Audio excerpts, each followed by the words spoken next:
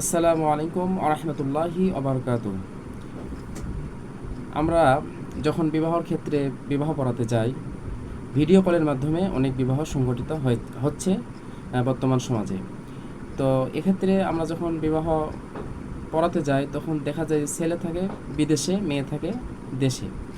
তো সিস্টেমটা এরকম হয় সাধারণত যে মেয়েকে প্রথমে মেয়ের কাছ থেকে কবুল বা স্বীকৃতি নেওয়া হয়। এরপরে ছেলেকে বিদেশে ভিডিও কলের মাধ্যমে ছেলেকে বলা হয় যে অমুক গ্রামের অমুকের মেয়ে, অমুকের সাথে তোমার শুভ বিবাহ, মোট মহারণা এত টাকা, তুমি কি তাকে স্ত্রী হিসেবে কবুল করো? তখন ছেলেটা সরাসরি মোবাইলে ভিডিও কলের মাধ্যমে বলতেছে যে আলহামদুলিল্লাহ কবুল করলাম। এতে কি বিবাহ সংঘটিত হবে?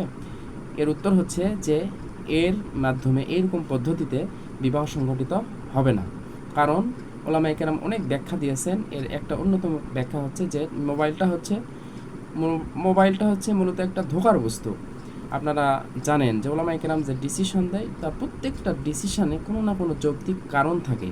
তো দেখুন, আজকে আপনারা যারা বেশি মোবাইল সম্পর্কে অভিজ্ঞ তারা জানেন যে এআই একটা প্রযুক্তি। এই প্রযুক্তির মাধ্যমে বিভিন্ন মানুষের ভিডিও করা যায়, ছবি তৈরি করা যায়, দেখানো যায়। তো অথচ সেই ব্যক্তিটার কোনো অস্তিত্বই দুনিয়াতে নাই। তো তাহলে দেখুন, এটা একটা ধোঁকার বস্তু। এছাড়া যদি আল্লাহ না করুক কোনো সমস্যা হয়, তখন ছেলে তো বাহিরে আছে, তো আপনি ধরবেন কাকে? এই জন্য ওলামায়ে কেরাম একটি সূরত দিয়েছেন যে উকিল নির্ধারণ করবে। ছেলেটা বাহিরে থেকে একটা দেশে উকিল নির্ধারণ করবে। উকিলটা হতে পারে তার দাদা কিংবা তার চাচা কিংবা তার যে কোনো অভিভাবক বা বড় ভাই ইত্যাদি, বা পিতা। তো এখন সিস্টেমটা মোবাইলে ভিডিও কলের মাধ্যমে বিবাহ সিস্টেমটা হচ্ছে এইরকম যে ছেলে মেয়ের কাছ থেকে প্রথমে স্বীকৃতি নেওয়া হবে।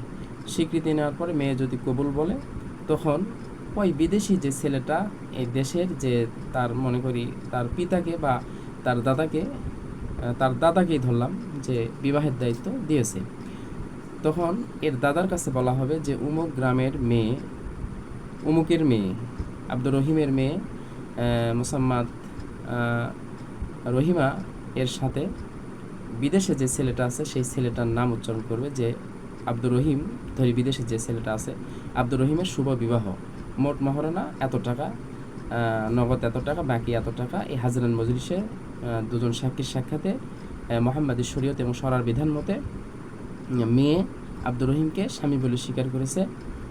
আপনি কি উপস্থিত ওই ব্যক্তিকে লক্ষ্য করে বলবে, ধরি দাদা, যাকে তার বিবাহের দায়িত্ব দেওয়া হয়েছে, যে আপনি কি তাহাকে ওই যে বিদেশে যে ছেলেটা আছে যে আব্দুর রহিমের স্ত্রী হিসাবে কবুল করেন? তখন তার দাদা বলবে যে হ্যাঁ, আমি আলহামদুলিল্লাহ, আমি আব্দুর রহিমের স্ত্রী হিসাবে কবুল করলাম। এই পদ্ধতিতে বিবাহ পড়ালে এটা হবে। এখন দেশে আসার পর যদি পুনরায় সে আবার বিবাহ পড়াতে চায়, সেটা তার ব্যাপার, পড়াতে পারে। তো বিবাহে পড়ানোর মূলত সিস্টেমটা এরকম। আসলে বাস্তব দেখে দিলে সেটি বেশি ভালো হয়। আশা করি আপনারা অনেকেই বুঝতে পেরেছেন।